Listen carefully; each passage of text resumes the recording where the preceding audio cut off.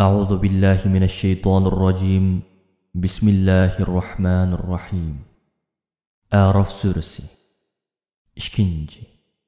Nahayeti şefqatlik, tolumu mihriban Allah'ның ismi bilen başlayman. Ey Adem balaları!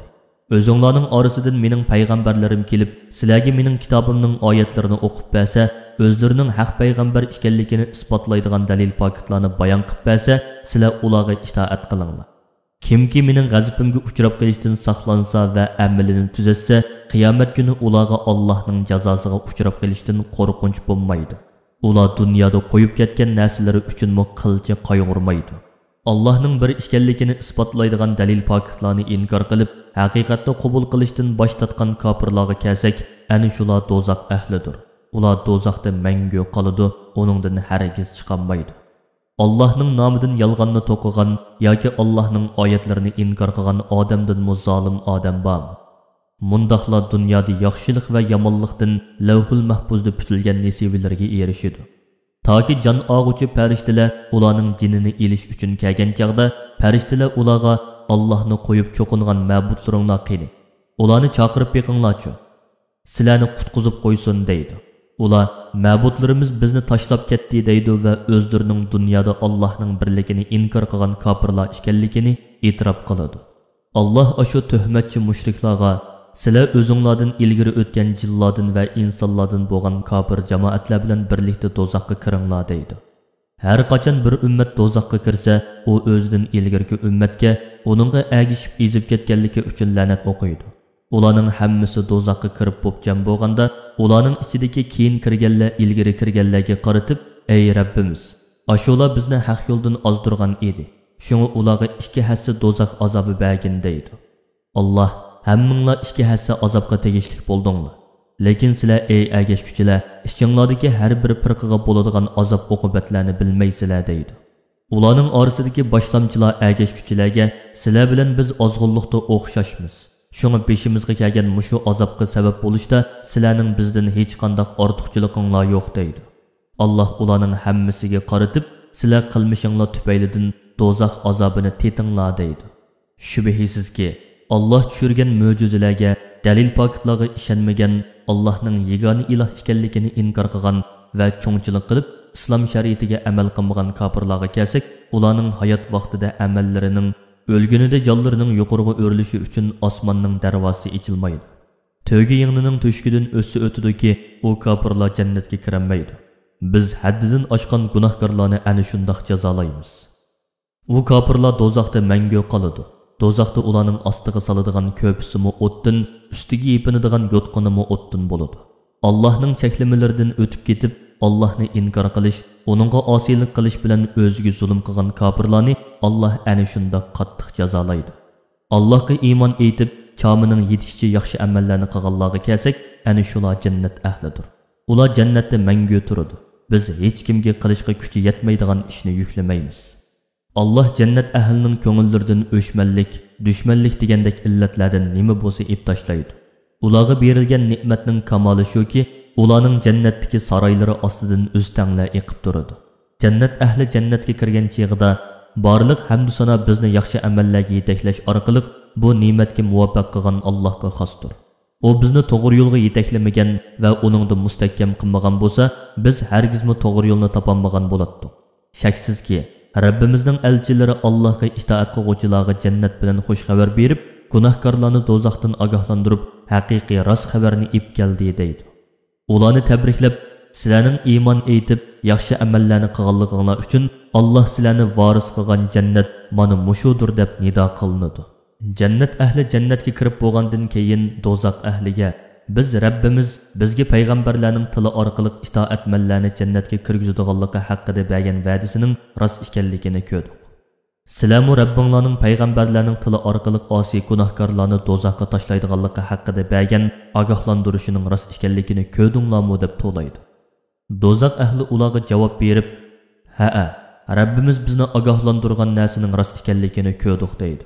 Shuning bilan bir jakarchi jannat ahli bilan do'zax ahli o'ttirsida nido qilib, Allohni va uning payg'ambarini inkor qilgan va Allohga osiylik qilib, o'ziga zulm qilganlarga Allohning la'nati bo'lsin.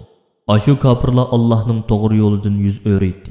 kishilarni u yo'lda mengishdan to'satdi. Hech kim bilanmasin deb u yo'lning agri bo'lishini tilaydi va oxiratni inkor qiladi deydi. Jannat ahli bilan do'zax ahli o'ttirsida cho'ng bir sepil bo'ladi.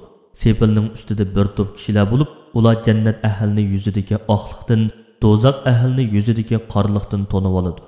Ular savobi bilan gunohi tang kelib qolganlikdan jannatga kiramagan, Allohning rahmatini umid qilib turayotgan kishilardir. Ular jannat ahliga salom berib, sizlarga omonlik tilaymiz deb to'laydi. Sepil ustidagilarning ko'zlari do'zax ahli tarafga burilganda ular, ey Rabbimiz, bizni kofirligi va mushrikligi tufaylidan o'ziga zulm qilgan bu qavm bilan birga qilmagan deydi. Sepil ustidagilar do'zaxga tashlangan kofir katta boshlardan o'zlari simosidan tonuydiganlarga, sizlarning to'plagan pul milinglar va Allohga iymon keltirishdan bosh tortib, takabburlik qilganinglar sizlarga qilcha asqatmadi. Sizlar dunyodagi cheg'inglarda Allohning rahmatiga erishamaydi, Allah jannatga kirgizmaydi deb qasam qilgan kishilar mushulamo deb jannat ahli bo'lgan yo'qsul mu'minlarni ko'rsatib turib to'laydi. Ondan sepil ustidagilarga jannatga kiringlar. Sizlarning gunohinglar mag'firat qilindi. Sizlarga Alloh azob qilamo deb qo'rqish va dunyoda tashlab kelgan huzur halovatlarga qayg'urish yo'qdir deyiladi. Do'zax ahli jannat ahlidan bir yutum suv yoki Alloh ato qilgan yemekliklardan ozroq berishini tilab yalvuradi.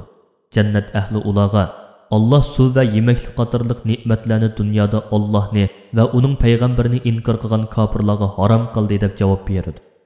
Allah oxirat ne'matlarini harom qilgan ashu kofirlar Allah ularni agishinglar deb nozil qilgan haq dinni o'yin tomoshaga aylantirib olgan, dunyo hayotiga aldangan va uning zibu zinnatlari bilan bo'lib ketib, oxiratlik uchun amal qilmagan kishilardir. Ular dunyodagi chog'larida mushu kundagi uchirish uchun amal qilishni tark etganligi va bu kunning haq ekanligini bilib turib, Allohning oyatlarini inkor qilganligi uchun qiyomat kuni Alloh ularni unutdi va qattiq azobga tark etadi. Ey payg'ambar, kofirlarga sana biz nozil qilgan Qur'on bilan keldik. Qur'onni ilm hikmat asosida tafsiliy bayon qildik. Shaksizki, Qur'on insonlarni ozg'unlikdan qutuldirib, hidoyatga boshlag'uchidir. Allohga iymon etgan va islom shariatiga amal qiladigan mu'minlarga rahmatdir. Kofirlar faqat Qur'onda ogohlantirilgan azobni kutadi. Qiyomat kuni ularni azob qo'rishigan chaqda hayot vaqtida Qur'onga ishonmagan va uningga amal qilmagan kofirlar bizga shundoq ro'shan bo'ldiki, Rabbimizning elchilari bizga rostilla haqiqatni ib kelgan, bizga yaxshi nasihatlarni qilgan ishkan. Hamda Rabbimizning dargohida bizga shafaat qiladigan shafaatchilar bormidi? Yoki bizning gunohdan qo'l uzib, yaxshi amallarni qilish uchun dunyoga qaytarilishimizga bo'lamdigandi deydi. Ular do'zaxga kirish va u joyda mangu qilish bilan haqiqatan o'zlarini cho'ng ziyonga uchratdi. Ular o'ydirib chiqqan shafaatchilari va Allohni qo'yib cho'qingan ma'budlari ulardan g'oyib bo'ldi. Ey insonlar, shubhisizki, sizlarning Rabbinglar osmonlarni va zaminni 6 kunda yo'qdan yaratgan, ondan arishga o'zining ulug'ligiga loyiq ravishda o'rlagan Allohdir. Allah kechini kunduzga kirgizib, uning nurini yetkazadi. Kunduzni kechiga kirgizib, uning qorong'uligini ketkazadi. Bu ikkisi bir-biri bilan hamisha ashunda qo'g'lishib turadi.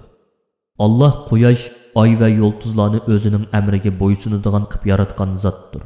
Bularning hammasi Allohning qudratiga dalolat qiladigan alomatlardandir. Bilinglarki, yaratishning hammasi va amr farmonning hammasi Allohning ilkididir. Olamlarning Rabbi Allah barcha nuqson va kamchiliklardan albatta pokdir. Ey mu'minlar, Rabbinglarga kamtarlik bilan yalvorib turib, past ovozda duo qilinglar. Duoyinglar riyodan yiroq va Allohga butunlay berilgan holda bo'lsin. Shaksizki, Alloh qo'ygan chekdan eshib ketguchilarni yoqtirmaydi. Shaksizki, eng cho'ng chekdan eshish o'liklardan, atalmış avliyolardan madad tilash orqali Allohga sherik keltirishdir. Allah payg'ambar avatib yer yuzini isloh qilgan va itoatmanlar bilan dunyoni obod qilgandan keyin yer yuzida har qanday bir buzg'unchilikni qilmanglar. Allohga uning azobidan qo'rqqan, mukofotini va rahmatini umid qilgan holda duo qilinglar. Shaksizki, Allohning rahmati amalni yaxshi qiluvchilarga yaqindir. Allah shundoq zotki, u yomg'ir yig'ish oldida mayin shamolni o'zining rahmatidan bishorat qilib avatadi. Shuning bilan insonlar Allohning rahmatidan xush xabar oladi. Shamollar eg'ir bulutlarni ko'targan chaqda Allah u shamollarni qaqas bo'lib ketgan zaminni, qurib ketgan dal-daraxt va o'simliklarni jonlantirib, yeshillikqa aylantirish uchun mangdiradi. Allah yağmur yağdırıp beriş orqali turli tuman o'simliklarni, ziroatlarni va dal-daraxtlarni chiqarib beradi. Mevalik daraxtlar har xil mevalarni beradi. Allah deydiki, biz qaqosliqdan o'lgan zaminni yağmur bilan tirildirgandek, chirib ketgan o'liklarni ana shundoq tirildirib qabrlardan chiqaramiz. Sizlarni buningdan ibrat olsin va Allohning o'liklarni tirildirishga albatta qodir ekanligini bilsin deb oyatlarni mushundoq bayon qilamiz. Munbat yerga yağmur yağsa, onun o'simligi Allohning irodasi bilan nihoyat yaxshi va to'liq unib chiqadi. Mo'min odam shuningga o'xshash bo'lib, Allohning oyatlaridan manfaat oladi va uning bilan go'zal bir hayotni barpo qiladi. Ammo nachariyaning o'simligi nihoyat qiyin va nachar unadi. Nachar yerdan yaxshi o'simlik chiqmaydi. Hech foydalang'ili bo'lmaydi. Kofirlar shuningga o'xshash Allohning oyatlaridan manfaat olmaydi. Allohning ne'matlariga shukr qiladigan, uningga itoat qiladigan qavm uchun haqiqatni isbotlaydigan dalil pokitlarni mushundoq har turli shaklda qilib bayon qilamiz.